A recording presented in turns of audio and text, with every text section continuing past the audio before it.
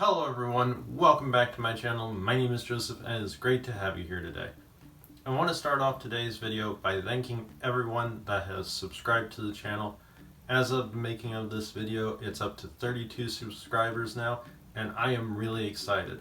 I wanted to reiterate from my 25 subscriber special video that for every new subscriber, I'm putting up a new Lego minifigure on display. Those are right here behind me, but I'll pop a picture up right here so everyone can see it better. So if you would like to see me absolutely get buried in Lego minifigures, hit that subscribe button before you leave the channel. With that out of the way, let's get to today's video. So today we're going to look at some memes from the internet of the INTJ type. So if you want to start feeling bad for me now, please do so, because some of these are kind of cutting because of how true they are. But we're going to start off with this first one here, which is the online description of an INTJ is that they are the mastermind overlords who can see 500 years in the future and will eventually take over Earth and all of its inhabitants. A real INTJ though spends 4 hours mapping out a route to the grocery store and still gets lost. So yeah, this is a little funny. I see what they're going for here with the whole bottom SE function. We can't deal with the real world, but we can plan out all these different things. So I get it.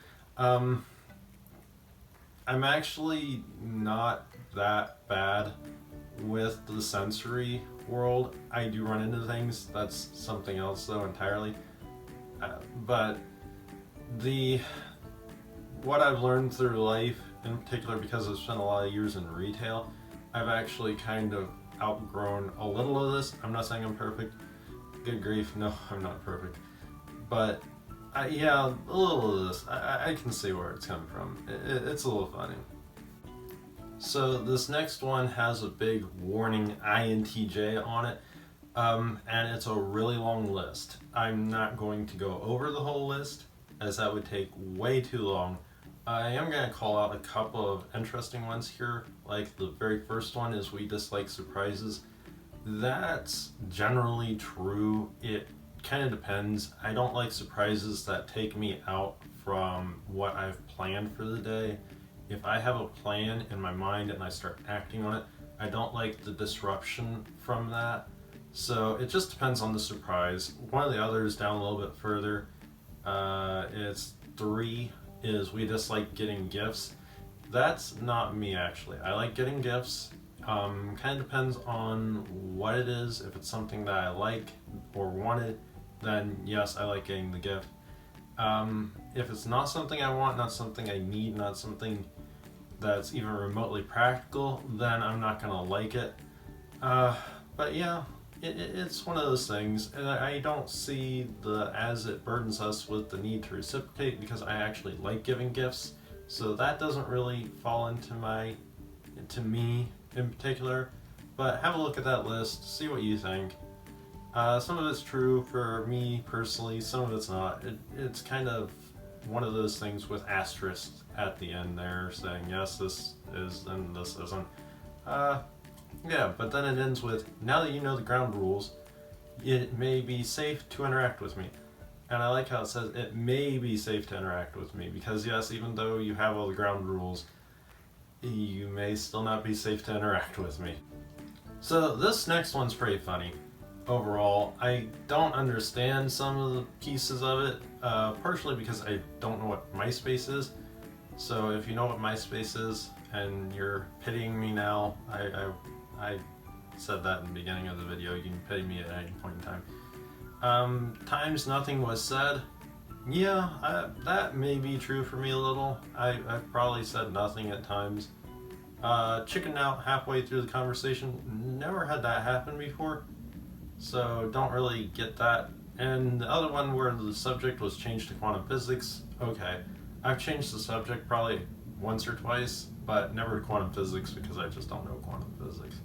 And I'm probably overthinking this so much, and if you're laughing at this, that's all the better.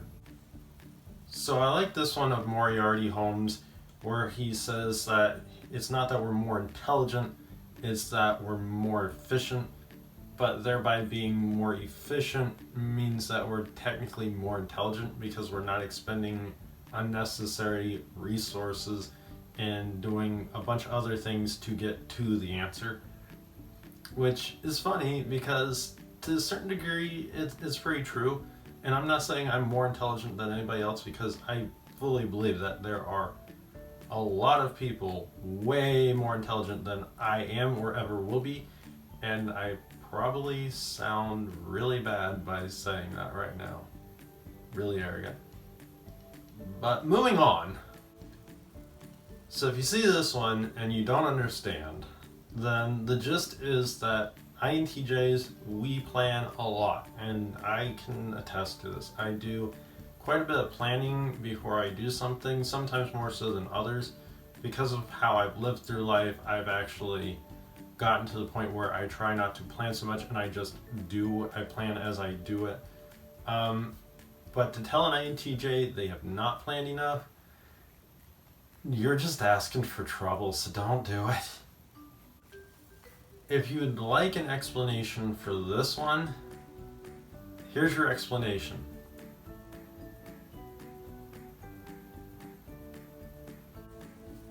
When I saw this in particular, I had to laugh. It's really true. Most of the time I'm sarcastic, whether I mean to be or not. It is a default of being an INTJ.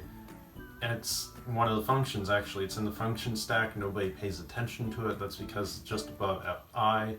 So if you talk to somebody that is in the community that writes all these functions up, please let them know that sarcasm needs to be inserted just above FI.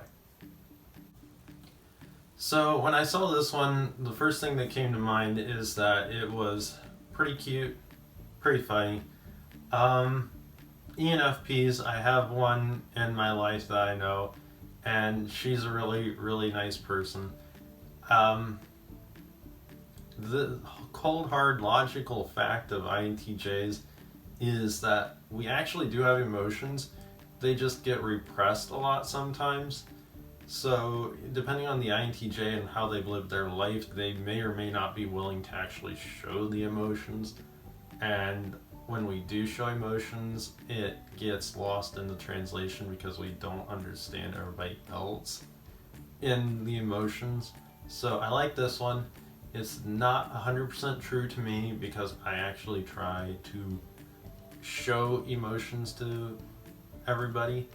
It's not always easy, and I feel awkward a lot of the time. So in that regard, it is very true. It is awkward. But this one I just had to share.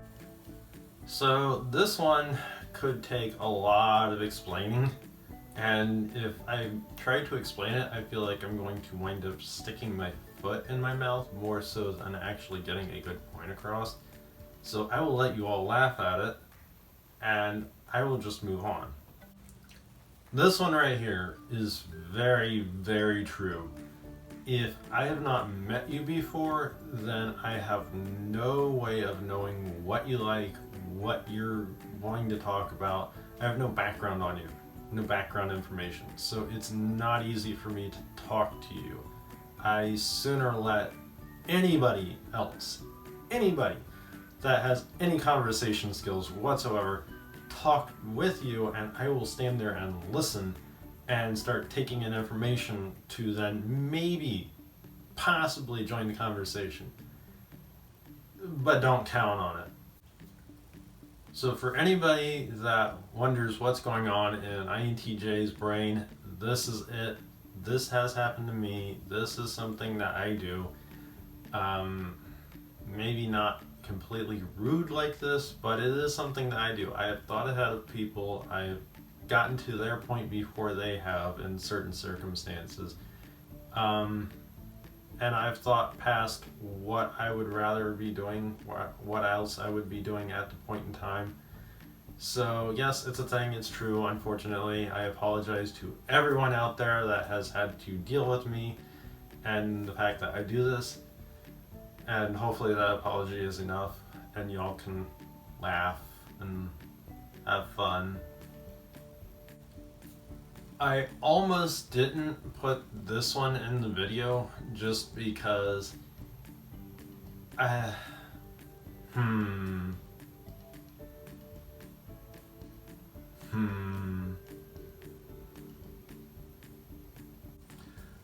Another good one that I can kind of relate to. People kind of make me out to be this unapproachable thing. And I try not to be. I try very hard not to be unapproachable. And yet people can say that and I go, and yet you still are here wanting to talk to me and I seem unapproachable. This doesn't make sense. This doesn't make sense. So I'm gonna leave everyone off with this one right here. It's scary because of how true it is. I have a cousin that is an INFJ and this has actually happened. So it's the secret weakness of INTJs. Maybe I shouldn't be sharing it for the sake of all INTJs out there, but it's true, it's happened. It's funny, but it's true.